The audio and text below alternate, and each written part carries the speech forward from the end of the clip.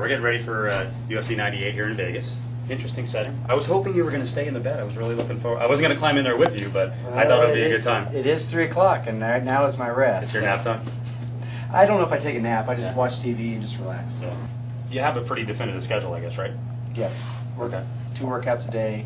Whatever they've got on the press times when I do my press stuff, and yeah, like right now would be rest. Okay. Trying to set my workouts out in the evening to where it's fight time. You know, of course, the time I've been on is 2 hours later.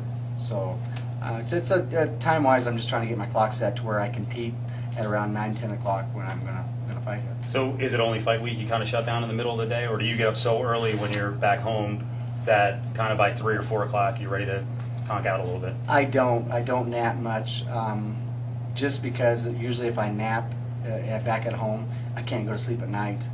But here's a different story where I'm staying up later to work out, so it works out good for me to relax a little bit in the afternoon. All right. How was that before? Because we were just in here, we're watching the local paper. The RJ was in here. They took pictures of you in bed being interviewed. A little odd. That's the first time. I don't think I've seen that before. It was a little odd, and I don't know if you caught it here. A couple times I looked at it and said, "Hey, I don't know what you're gonna do with those pictures," but somebody needs to okay whatever's gonna go on with that. Rachel. So we'll see. I'm not worried about it. I mean, whatever. They seem like good people, so I'm sure whatever they're going to turn out is going to be fine. I was getting worried. You were starting to enter Frank Trigg territory on the couch, that whole thing. I know you don't want to do that. We know, we know you and Frank are buddies. You're the one that wanted me to stay in the head, so I don't know. You're the one with the questions. Yeah, I was taking my shirt off, was ready to climb in. Hey, you know, it's like Barbara Walters did that kind of thing. That's a top-notch interviewer. There you go. So I want to talk about Serra a little bit from the angle I've been pushing to people is kind of that whole Midwestern values thing versus kind of the loudmouth Northeastern guy. Am I playing it wrong on that?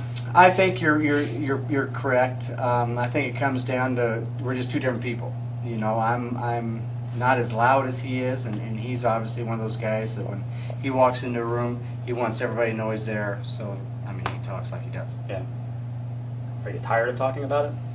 Pretty much. You know, I'm trying not to get all mental about this.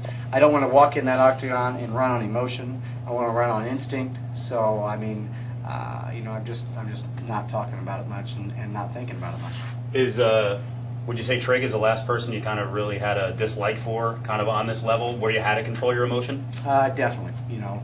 And that's one of the only ones, Trigg and Serra, the only two that have really tried to get personal with me. Everybody else has been real respectful. Did you control your emotion in both of the fights with Trigg? I did up until Trigg hit me in the groin and didn't stop.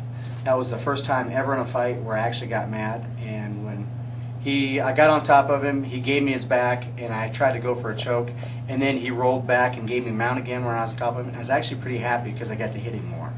So, and it's the truth. I can remember him rolling back and me thinking, I'm glad, you know, because you know, everybody knows when they hit somebody low, and most people would have backed up and said, hey, I hit him low, give him his time, and he didn't do that. You know, that's just the type of person Frank Trigg is. So, do you envision if you're in a position, a little extra ground and pound, that you're going to kind of give a little extra to Serra? I think that I'll be very motivated to do whatever I have to do to win the fight. Right. So that's a yes. And there's also some other drive here too. I mean, you don't hear a lot of times fighters say, you know what, my family's kind of into this fight. My wife is into the fight. Have you been misquoted on that, or is your wife really into the fight? She's into the fight. She'll be here tomorrow, and she doesn't like the things that he said. So that's a true statement. About you, or just the way he carries himself? I can definitely deal with the way he carries himself because I realize that everybody's different. Right. You know, and he grew up in a lot different environment than I did. Yeah, what I dislike and what everybody else dislikes is what he said about